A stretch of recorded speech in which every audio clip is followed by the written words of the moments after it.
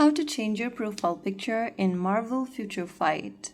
Hi everyone, welcome back to another video from Tech for Gamers. If you're playing Marvel Future Fight and want to change your profile picture, then you can personalize your profile by choosing from the available character portraits. Firstly, open up Marvel Future Fight application on your Android or iOS.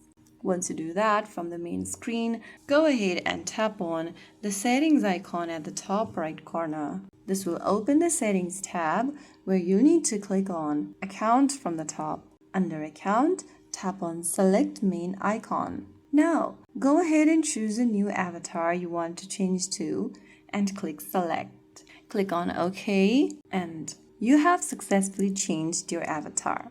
You'll only be able to change your profile picture or avatar 3 times a day. After you've done that, your new profile picture will be reflected on your account. So that's how you change your avatar in Marvel Future Fight. If you found the video helpful, don't forget to like, share, and subscribe to our channel.